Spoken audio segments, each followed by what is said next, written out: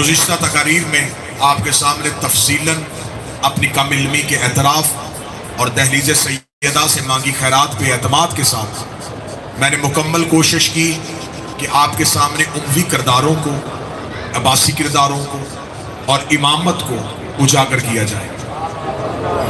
اگر ہم تاریخ میں تھوڑا پیچھے جائیں تو رسول کے دادا حضرت عبد مناف، متوجہ میری نارم رہی ہے، یہ شجرہ رسول، یہ رسول کا، کیونکہ خدا نے قرآن میں دو شجروں کا ذکر کیا، ایک شجرہ خبیثہ اور ایک شجرہ طیبہ، اور یہ ضروری ہے کہ اگر شجرہ طیبہ ہے تو پھر شجرہ خبیثہ بھی ہے۔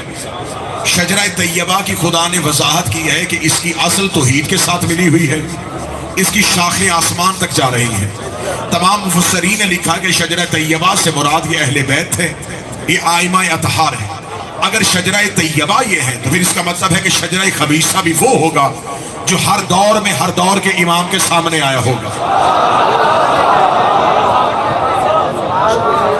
لہٰذا جو رسول کا مقدس ترین شجرہ ہے، حضرت آدم کے بعد شیس، شیس کے بعد انوش، انوش کے بعد کنان، کنان کے بعد مہلائیل، مہلائیل کے بعد بازر، بازر کے بعد ادریس، ادریس کے بعد اخنوخ، اخنوخ کے بعد مسلوشن، مسلوش کے بعد مالک، مالک کے بعد نوح، نوح کے بعد ارفخشد، ارفخشد کے بعد شالک، شالک کے بعد عابر، عابر کے بعد فالک، فالک کے بعد ارغو، ارغو کے بعد ابراہیم، ابراہیم کے بعد اسماعیل، اسماعیل کے بعد کدار، کدار کے بعد بین، بین کے بعد حمل، حمل کے بعد یس، یس کے بعد یمسئی، یمسئی کے بعد عاد، عاد کے بعد عدنان، عدنان کے بعد معاد، معاد کے بعد مدرکہ، مدرکہ کے بعد خزیمہ، خزیمہ کے بعد کنانا، کنانا کے بعد نظر، نظر کے بعد مالک، مالک کے بعد غاب، غاب کے بعد فہر، فہر کے بعد لوی، لوی کے بعد کعب، کعب کے بعد کلاب، کلاب کے بعد زید، زید کے بعد کسا، اور کسا کے بعد عبد مناف۔ یہ میں نے شجرہ پڑھا جو رسول کا مقدس ترین شجرہ ہے، جس کی شاخیں آسمان پہ ہیں اور جس کی جڑیں جو ہیں وہ توحید کے ساتھ ملی ہوئی ہیں۔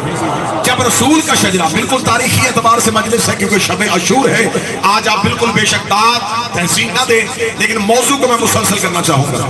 جب حضرت عبد مناف پہ آ کے یہ شجرہ پہنچتا ہے تو اب تاریخ کہتی ہے کہ حضرت عبد مناف کے ہاں دو بچوں کی ولادت ہوئی۔ تو جو میری طرف رکھیے، حضرت عبد مناف کے ہاں، چھڑی چھوڑ دیں، دو بیٹوں کی ولادت ہوئی۔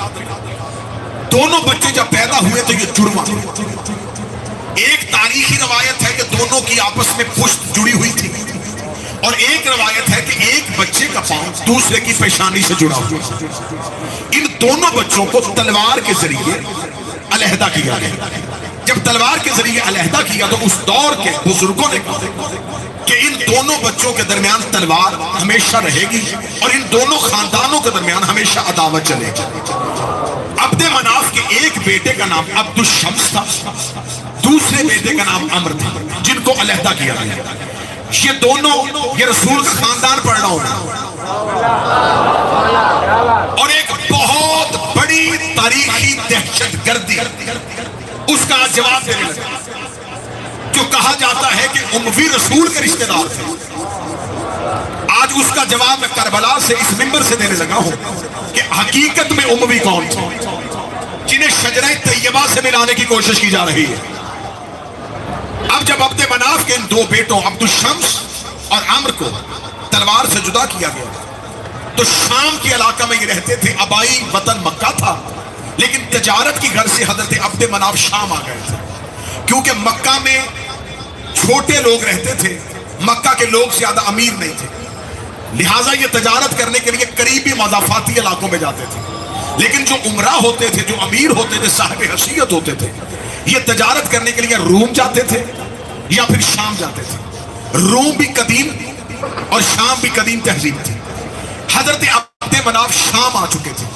عبد مناف کے ہاں جب دو بیٹوں کی ولادت ہوئی اور تلوار سے علیحدہ کیا، عبد الشمس شام رہ گئے اور عمر جو ان کا بیٹا تھا یہ اپنے آبائی وطن مکہ آ گیا۔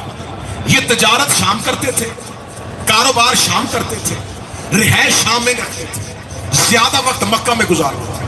حضرت عمر جب مکہ میں پہنچے تو اس وقت مکہ میں قحط پڑ چکا تھا، لوگ پانی کی بوند کو ترستے تھے، لوگوں کے گھر کھانے کو کچھ نہیں تھا۔ عمر نے اس بات کو بہتر سمجھا کہ بجائے میں شام میں جا کے عیش و عشرت کی زندگی گزاروں، جس علاقے سے میرے آباء و اجداد ہیں، اگر وہاں بھوک ہے، وہاں پیاس ہے، تو مجھے یہاں رہنا چاہیے۔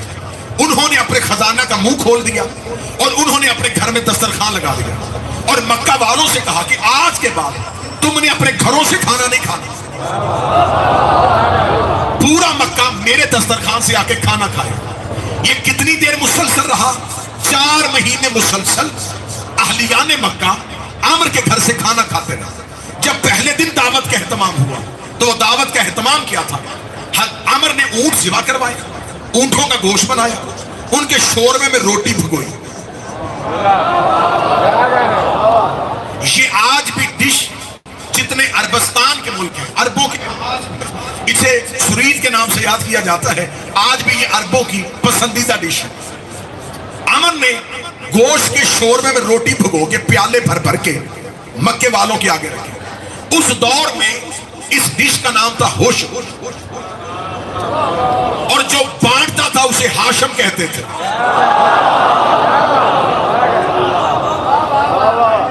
اب یہ جو حضرت ہاشم رسول کے دادا تھے، ان کا نام ہاشم نہیں تھا، ان کی صفت ہاشم تھی۔ ہاشم کہتے ہیں ہوش میں کھلانے والا، شوربے میں بھگوئی روٹی کھلانے والا۔ اور یہ صفت ان میں ایسی آئی کہ سارے سخی بھی ہوئے اور سارے ہاشمی بھی ہوئے۔ ان کی سخاوت اس ہاشم کی وجہ سے۔ اب بات کو آپ نے تاریخی اعتبار سے سننا۔ عبد الشمس شام رہ چکے تھے، عامر مکہ آئے۔ اب عبد الشمس جو بڑے بھائی تھے، ان کا جوانی میں انتقال ہو گیا۔ تاریخی روایات ہے 30 یا 40 سال کی عمر کے درمیان ان کا انتقال ہو گیا۔ ان کی اولاد نہیں تھی، انہوں نے غلام پالا ہوا تھا۔ وہ غلام آخری وقت تک ان کی خدمت کرتا رہا، کیونکہ چھوٹا بھائی مکہ میں رہتا تھا۔ تو عبد الشمس اپنے تجارتی تمام امور اپنے غلام کے حوالے کیے کہ جب تک میرا بھائی واپس نہ آئے، اگر میں مر جاؤں تو میرے تجارتی امور کو تم نے اپنی زیر نگرانی کرنا۔ جس غلام کو انہوں نے پالا تھا، اس غلام کا نام تھا امیہ۔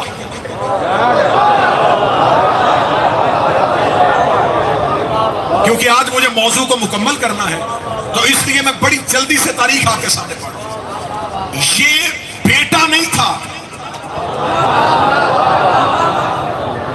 یہ غلام تھا۔ اور عربوں کے ہاں بھی ناصر شاہ صاحب یہ طریقہ کار تھا کہ عرب غلام کو بھی بعض اوقات اس کا بیٹے کے نام سے منسوب کر دیتے تھے۔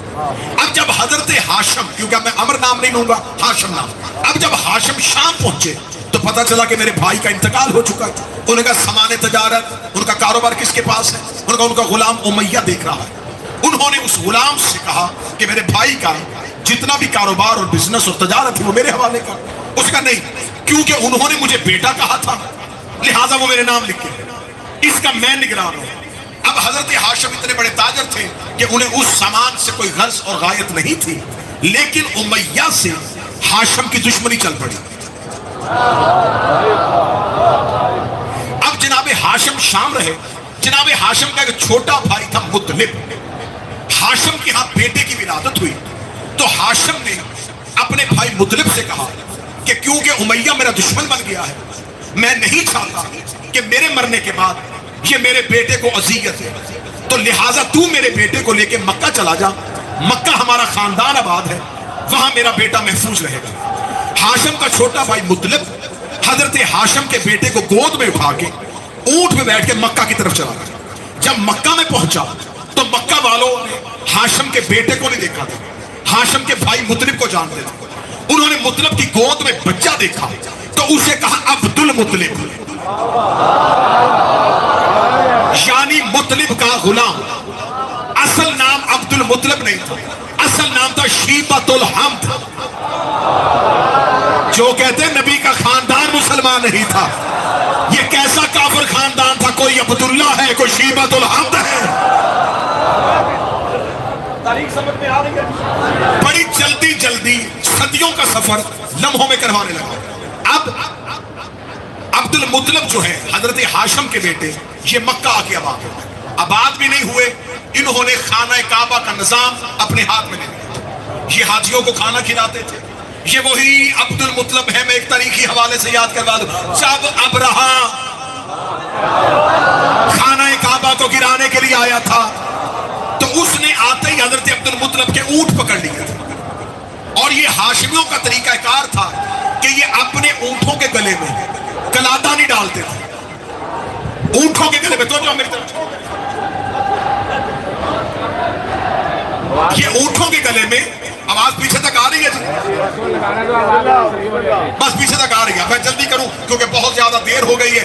میں چاہتا ہوں کہ مومنین زیارت سے میں اب عربوں کے ہاں، اب توجہ میری طرف رکھیں. عرب کا ہر قبیلہ اپنے اونٹ کے گلے میں ایک کپڑا ڈالتا تھا، وہ اس قبیلے کی پہچان تھی. وہ اونٹ بتا دیتا تھا یہ کس قبیلے کا. ہاشمی اپنے جانور کے گلے میں پٹا نہیں ڈالتے تھے، اور کسی کی جرت بھی نہیں ہوتی تھی کہ ان کے جانور کو پکڑ لیں. ابرہا نے ہاتھ ہی حضرت عبد المطلب کے اونٹ پکڑ لیے. حضرت عبد المطلب کے اونٹ پکڑے تو یہ تاریخی حوالہ تو دینیات اور اسلامیات میں ہے کہ حضرت عبد المطلب نے آ کے کہا کہ میرے اونٹ کہاں ہیں؟ اس نے کہا میں تیرے اللہ کا گھر گرانے. تیرے اللہ کا، ذہن قریب ہوں گے تو میں کچھ پڑھوں گا، آپ قریب ہوں گے تو میں کچھ پڑھوں گا. میں تیرے اللہ کا گھر گرانے آیا ہوں، تو اونٹ لینے آ گیا، گھر کا نہیں پتا. فرمایا اونٹوں کا مالک میں ہوں، گھر کا مالک وہ ہے. لہذا آج بھی عقیدہ یہی رکھنا، عزاداری خطرے میں نہیں، عزادار خطرے میں ہے. عزاداری کا وارث موجود ہے. اب حضرت عبد المطلب جن کا نام شیبۃ الحمد تھا اور کنیت کے حوالے سے عبد المطلب مشہور ہوئے تھے، یہ مکہ میں بیٹھ گئے. کہانی پوری یاد آ رہی ہے جی؟ اب وہ جو امیہ شام میں رہ گیا تھا، اس نے شام میں ایک بد کردار اور بدکار عورت سے شادی کی. اس کے ہاں سے اس کی دو اولادیں، ایک بیٹا ایک بیٹی. بیٹے کا نام تھا حرب، بیٹی کا نام تھا ام جمیل. اب یہ ام جمیل جو تھی، یہ آ گئی ابو لہب کے گھر، یہ بن گئی ابو لہب کی زوجہ. رسول کا گھر ابو لہب کے گھر کی دیوار ایک تھی. یہ وہ ملعونہ عورت تھی جو اپنے گھر کا کوڑا رسول کے گھر میں پھینکتی اور جناب خدیجہ کو اذیت دیتی تھی، اور ابو لہب رسول کو اذیت دیتے تھے. اللہ کو ان سے اتنی نفرت تھی، اللہ نے ان دونوں شوہر اور بیوی کی مذمت میں پوری صورت بھیجی. تبت یدا ابی لہب وتب، اے ابو لہب تیرے ہاتھ ٹوٹ جائیں. اور اس کی بیوی کے لیے امرأتہ حمالۃ الحطب، اور وہ عورتیں جو لکڑیاں ڈھوتی ہیں. امیہ کی بیٹی کو قرآن میں لکڑیاں ڈھونے والی عورت کہا گیا ہے. اب اگر کوئی بندہ کہے کہ نہیں یہ تو رشتہ دار تھے اور آپ نے کربلا میں بیٹھ کے کہہ دیا کہ یہ غلام تھے، میرے پاس دلیل ہے اور میں کربلا میں بیٹھ کے دلیل دینے لگا ہوں. 3 جگہوں پہ اہل بیت نے انہیں غلام زادے کہا ہے. پہلی دلیل جب فتح مکہ میں ابو سفیان رسول کے پاس آیا تھا، رسول نے کہا جا غلام کی اولاد میں نے تجھے آزاد کیا. دوسری بار حاکم شام نے کہا تھا اے علی میرے مقابلے پہ سوچ کے آنا، میرے پاس بہت بڑا لشکر ہے. علی نے جواب دیا تھا طلحہ بن عدی کے ہاتھ میں. علی نے کہا جا اس سے کہہ دینا غلام زادوں کا امام زادوں سے کیا مقابلہ. اور تیسری جگہ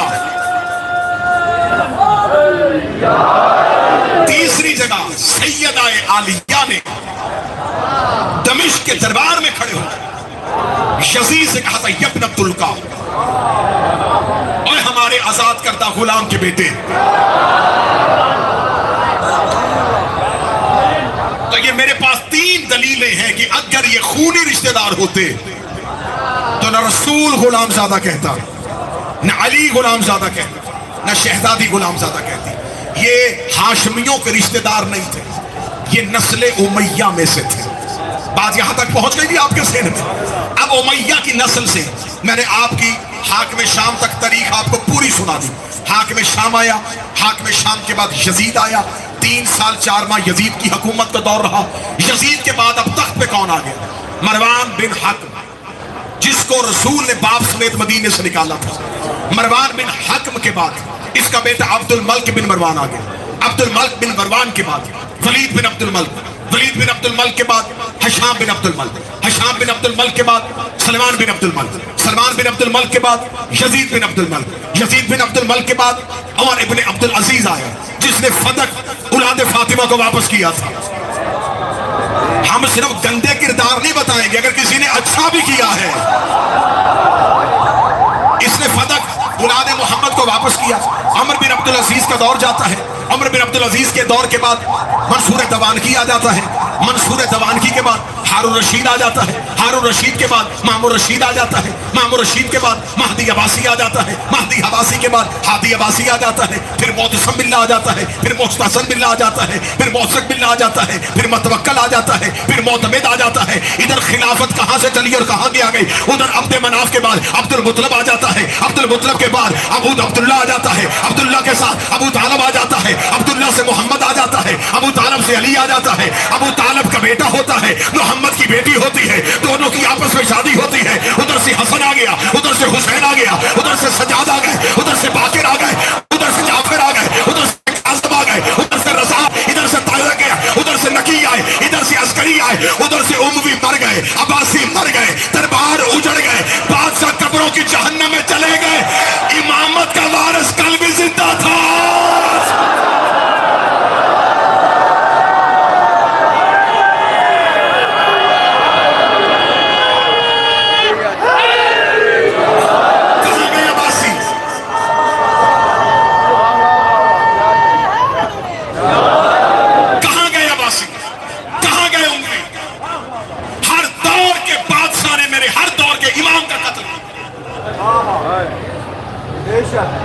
قاتل نہ یہودی تھے،